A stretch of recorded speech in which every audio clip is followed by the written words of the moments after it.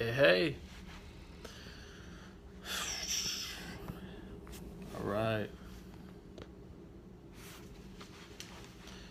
Hey, everybody. Hey, hey, hey, hey. Hope y'all having a good one.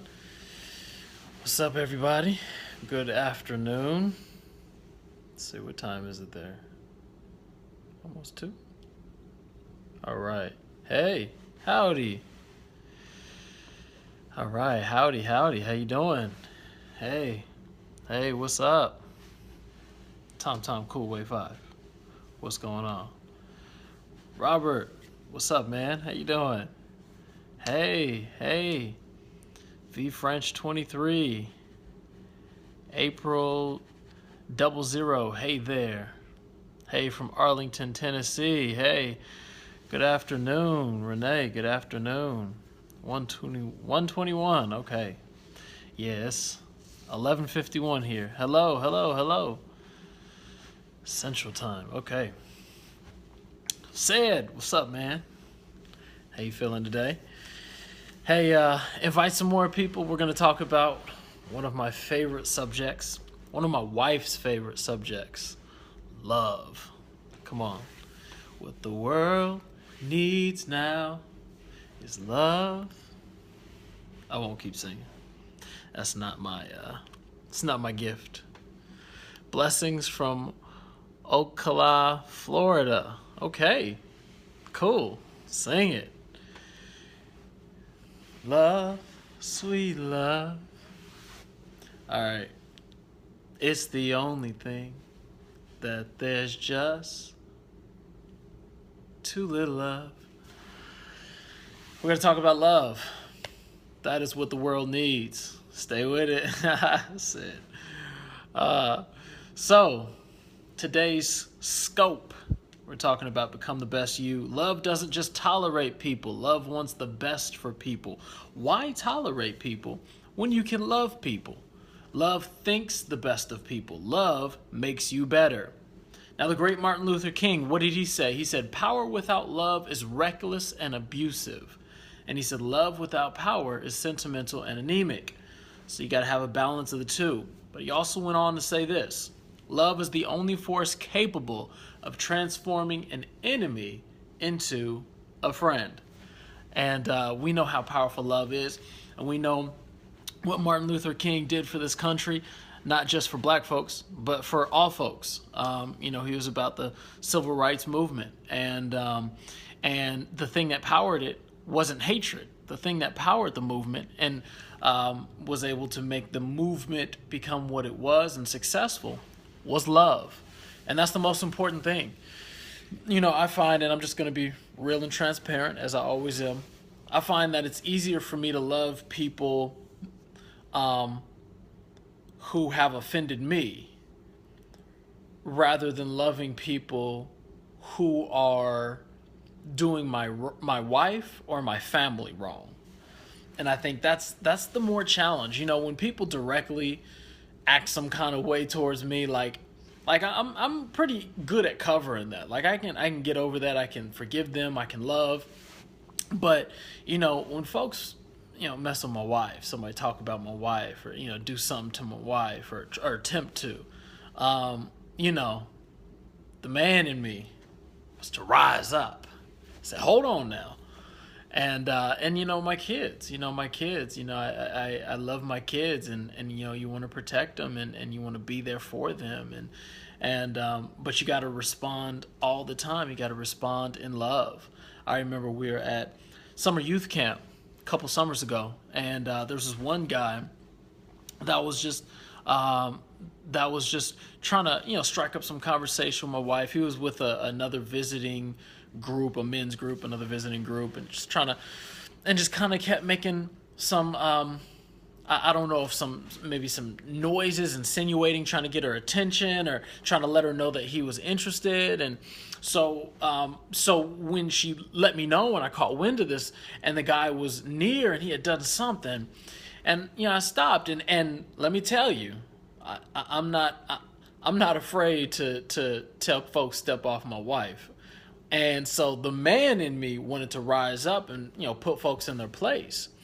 But the power of love just kind of took over in my heart. And instead of just going in on them, just telling them off, telling them, what it was, or even coming and being very confrontational, the power of love rose up in me. And I went to him and I said, hey, what's up? Let's just talk. I introduced myself and I said, hey, this is my wife who I'm here with, and we're with our youth group, and this is the woman I love. God has given her to me. And I asked him, I said, do you have somebody that you love? Do you have somebody that loves you? And we just kind of started talking for a while. And God really used that moment to encourage him and just, be a source of inspiration for him. And his whole approach changed. I mean, not once after that did he make any kind of advances or anything to my wife. And he didn't have any fault towards us. I think that seed of love, he genuinely respected it. We had a chance to, just kind of talk about life, and I had a chance to just kind of minister to him and just encourage him in where he was. And let me tell you, I can tell you it didn't even come from a place that was like me naturally. I literally felt it rose up in my heart and in my spirit, and it was God's love just coming through me. And it was amazing. My wife, she was so, if I could just use this term, she was so turned on by that. She was so proud and appreciative. She's like, oh my gosh, you're such a strong, godly man. And you just showed him what it was, and you didn't even have to get mad. Like you treated him with love. And I say, well, praise God. That's an inspiration. That's what we're supposed to do, right? Well, think about it. How would the world be different if, and there's my wife, hey boo, and how would the world be different? And it was cool, thank you. How would the world be different if people couldn't say love, if people couldn't write about love, but people could only, hey boo, people could only act on love? If acting love was the only way that they could show love, how would the world be so different? One thing I really had to learn as I started in full-time ministry is I had to really learn how to not only tolerate people but love people, because there's not everybody love what my dad preaches and what he talks about and what he stands for. We believe that God is a God who is a big God who loves you. He has a great plan for your life, and he wants to prosper you in every area of your life. And he teaches it straight from the Bible. And people, they want to debate. Sometimes they don't like it, but he preaches it straight from the Bible, and that's what we believe. But some people don't like it. They think he's a crook. He's a false teacher. They think that he's out just to get people's money, and he don't know what he's talking about. He's a false prophet. And I know that's not you guys. I appreciate the love, but there's people out there, and I can in 60 seconds probably find something that's slandering him. And really, that was a real challenge for me the first year, because I wanted to reply to everything. Like, you have no idea what you're talking about. Y'all are making comments and you don't know. And I wanted to, and I can back everything that we do. And so I just wanted to just explain to everybody and reply to everybody's comment. But God stopped me and said, that's not the way I'm directing you. Just walk in love. And sometimes love has to be selective. It can't comment to everything. Not everything deserves a comment. And that's what I had to learn, that sometimes love says not everything needs to be addressed. I don't need to comment about every single thing. Love needs no defense. And I had to learn how to hold my tongue and how not to respond to every single thing that comes, but really to pray for people. Not to get mad, but to say, God, bless them. Help them understand the word. Help them understand our mission and our ministry, and bless them. And that's what I had to learn to do. In John chapter 15, it talks about we're commanded to love. And it says that our joy will be full as a result.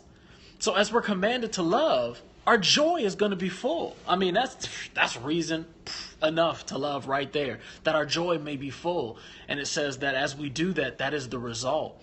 And so I believe sometimes, we have a tendency to treat people based on our scars and less from a position of love. Like, for example, my youngest daughter, Lily, she's 4 years old. And, if she hurts herself, sometimes, you want to go as a father, or a parent, you might want to go and help out your kid. Or where does it hurt? Let me see it. Let me touch it.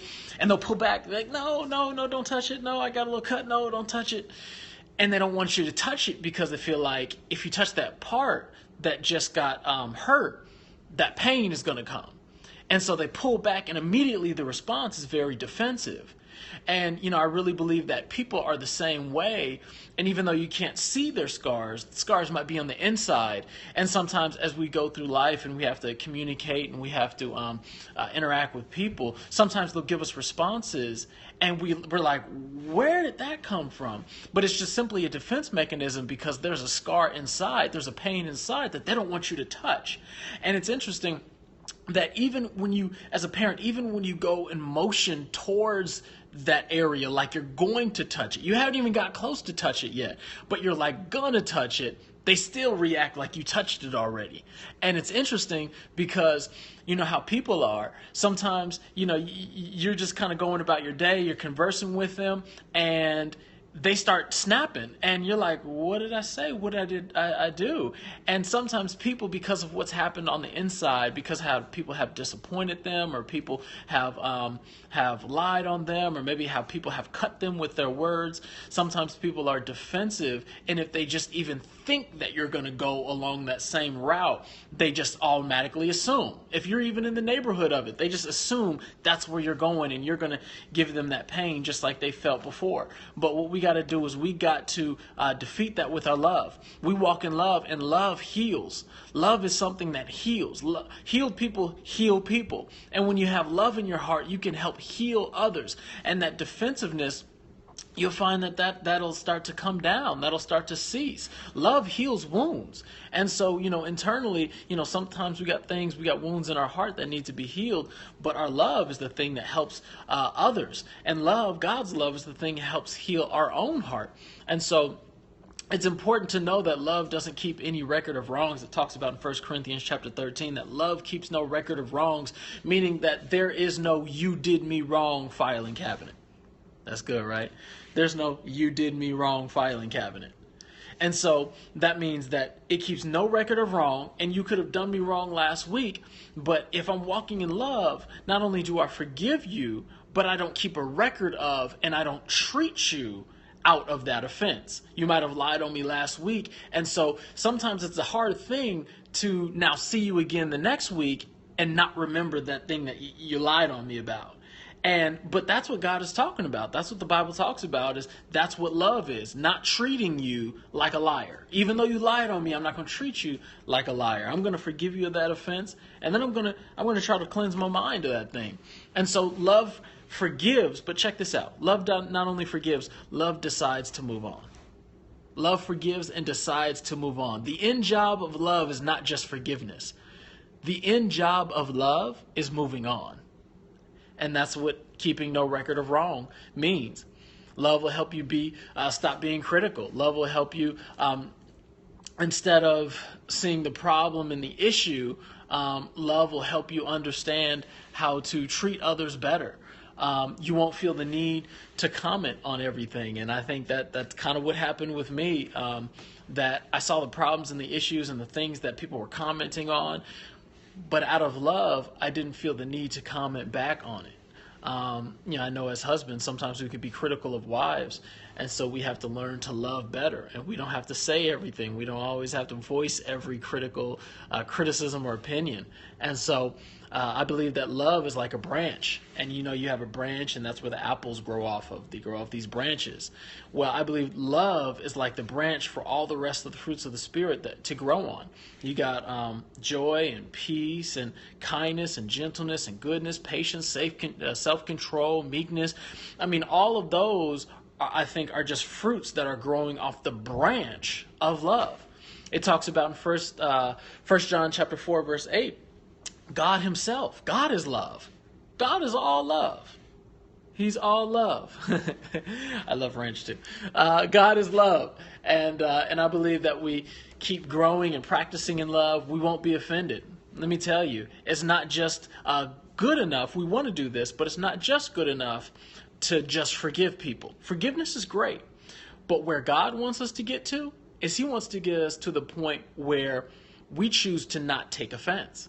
We just choose not to be offended. And so instead of taking on that thing and then having to forgive it, I choose not to even take on that thing.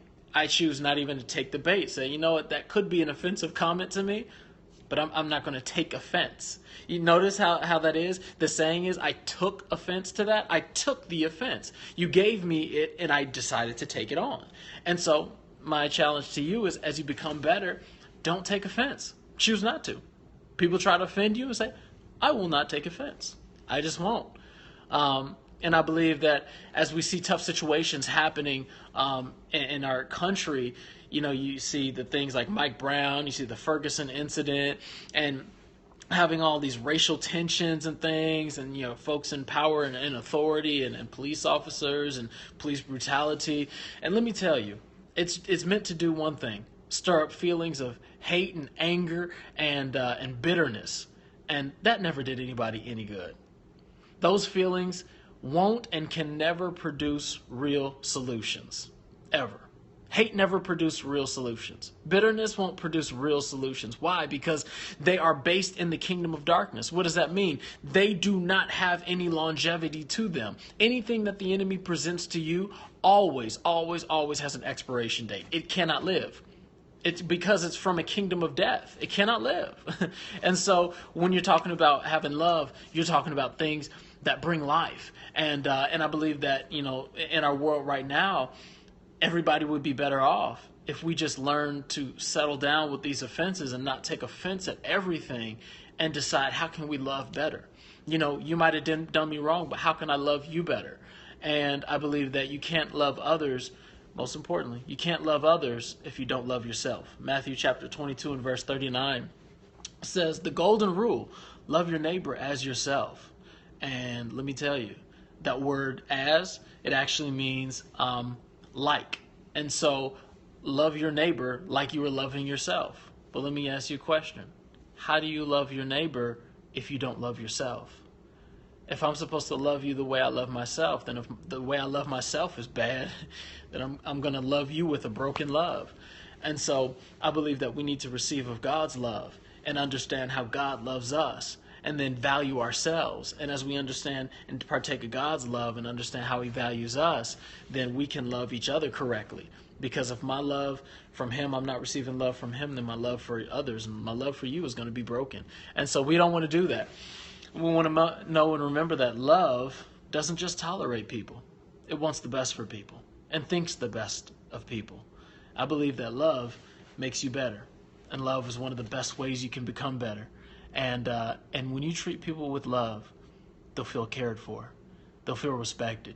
No matter where you are in life, if you're managing people, you're leading people, guiding people, or people just, you know, around you just kind of look up to you. When you walk in love, people know it. They can sense it. They can feel it. And they respect it. And love isn't weakness. Love is strength. You know why? Because if love was so weak and easy, everybody would do it. But you know what's weak and easy? Hatred and bitterness. That's easy. What's harder is forgiving. What's harder is loving. What's harder is looking past offenses. What's harder is loving people in spite of them slandering your father. That's harder. But that's okay. Because we were placed on this earth to be just like him, to be just like God. We were placed on this earth to walk in love. He is love. And let me tell you, if he is love and I'm designed in his image and in his likeness, then I'm made to love. And when I am not loving, I am literally malfunctioning according to the way I was originally created to function. And so I got to know that I got to walk in love at all times, in all places, in all situations, no matter what it is. God didn't say, you know, love others as you love yourself, unless they really do you dirty. Nah, he didn't say that. He just said, love others as you love yourself. The greatest commandment, love thy God, love others. And that's what I'm here to encourage you to do. So how do you become better? Love others. I appreciate you guys tuning in. Make sure to share with somebody else. and make sure to brighten up somebody else's day and encourage them. Your father was a pastor for 43 years. Wow, you understand. Man, that's awesome. That's awesome. Well, I appreciate you all tuning in. Make sure to encourage somebody else today with your love. I challenge you. Show somebody else love. Yeah, it's amazing how hard love is for people. That's right, especially some in leadership. And you're right. People sometimes will do you dirty, they'll do you wrong, you'll be disappointed. But that's okay, because people's behavior isn't where my love is sourced.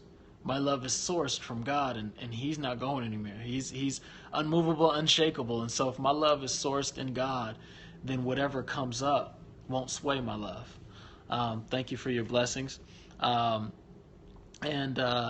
from Norway. Who are you? Hi, my name is DavidSWinston. I'm encouraging people to love. And so I'm encouraging you, love somebody today. Show some love to somebody today. It can make a difference. Love changes people. Love changes things. Love can help repair and heal hearts. So make sure to love somebody today. I appreciate your offering of hearts, as somebody said yesterday, a heart offering. So thank you so much for the love. And we'll do it again tomorrow.